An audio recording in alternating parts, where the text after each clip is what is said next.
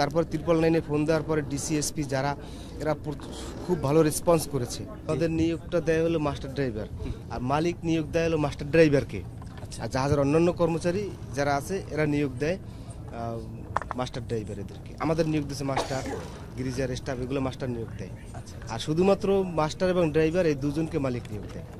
আচ্ছা আচ্ছা, এমনি আমরা তো আপনাদের তো দীর্ঘদিনের দাবি যে বেতন বৃদ্ধি, আসলে যে বেতন হয় সেই বেতনে তো আসলে জীবন চালানো অনেক কঠিন। যে বেতন হয় এই বেতনে জীবন চালানো একজন মানুষ চলতে পারে, কোনো মতে টেনে টুনে একজন মানুষ চলতে পারে। ফ্যামিলির বর্গ নিয়ে চলা খুবই কষ্টকর।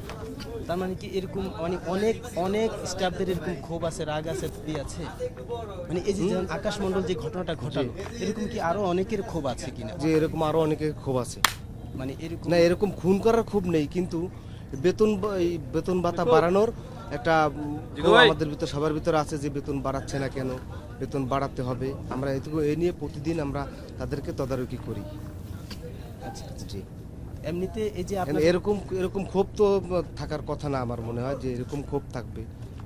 বেতন বাড়ানোর জন্য আমরা মালিককে অথবা আমাদের মাস্টারকে, আমাদের সিনিয়র যে পরিচালক, তাদেরকে বেতন বাড়ানোর জন্য প্রতিদিনই প্রায় সময় আমরা তদারকি করে থাকি 2 বছর যাবত।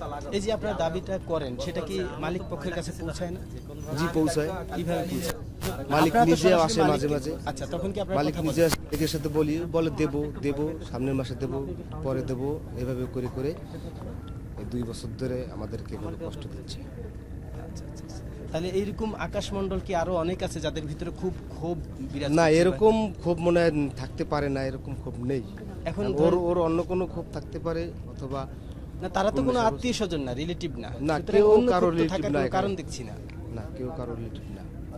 তাহলে রিলেটিভ না হলে অন্য কোনো কারণ তো দেখছি না। কারণ তো এটাই হতে পারে, মানে হতে পারে, এবং এটা কিন্তু কারণ হতে পারে, এরকম নাও হতে পারে। আচ্ছা আচ্ছা।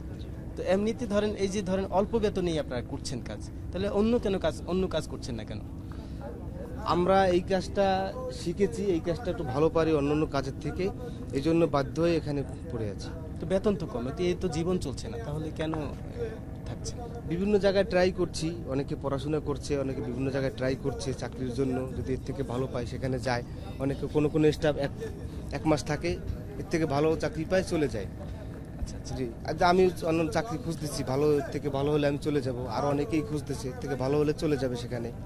জি, এখন চাকরি অন্য কোথাও পাচ্ছি না, চাকরির বাজার খুব খারাপ, বাজারের অবস্থাও খুব খারাপ, বিধায় এখানে যে কয় টাকা হয় কোনো মতে টেনে টুনে কষ্ট করে চলা। আচ্ছা আচ্ছা জি। তাহলে ধরেন যে আপনারা যে বিভিন্ন সময় দেখি আপনাদের আন্দোলন সংগ্রাম করেন বিভিন্ন দাবি দেওয়াতে, তখন কি মানে আমরা তখন কিছু মালিক বেতন বাড়িয়েছে, সব মালিক বাড়ায়, সব মালিক বাড়ায়নি। এটা 22 সালের আন্দোলন ছিল, এখন এই সর্বশেষ বেতন বাড়ানোর আন্দোলনটা 22 সালের ছিল।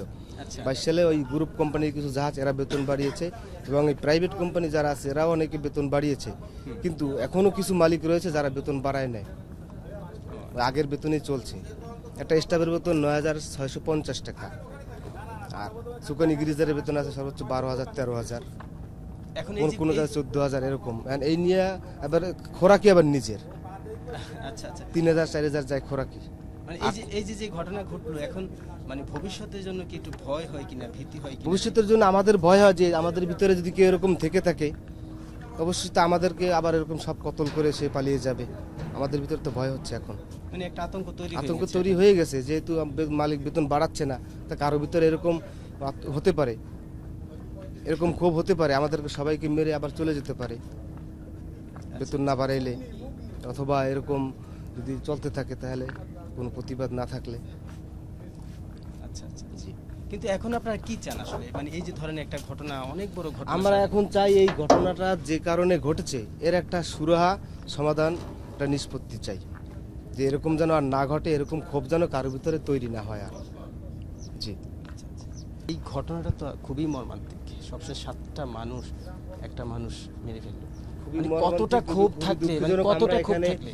2 দিন ধরে এসেছি, কেউ অসুস্থ হয়ে পড়ছে, এরকম ঘটনা তো আমরা কেউ দেখিনি কোনোদিন, কোনোদিন দেখিনি এরকম মার্ডার অথবা মাথায় কোপ, প্রত্যেকটা বিভৎস দেখা যায় না, দেখার মতো নয়। আপনি তো প্রথম দেখছিলেন? আমি প্রথম দেখিনি, আমি স্টিয়ারিংয়ে ছিলাম, প্রথম অন্যান্য সবাই দেখছি, এরপর আমি যখন প্রথমে গেছি তখন দেখছি, দেখার পরে মানে অসহায় হয়ে গেছি, পুরো আমার শরীরে শক্তি পাইনি।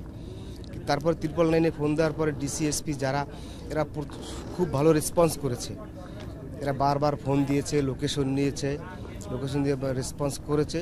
এরপর একটু সাহস আসছে, আমরা আসতেছি, তোমরা থাকো, আসতেছি, এভাবে বলে বলে একটু সাহস হওয়ার পরে তারপরও এখনও অসুস্থ। আমার 2-3 দিন ঘুম হচ্ছে না, খেতে গেলে খেতেও পারছি না।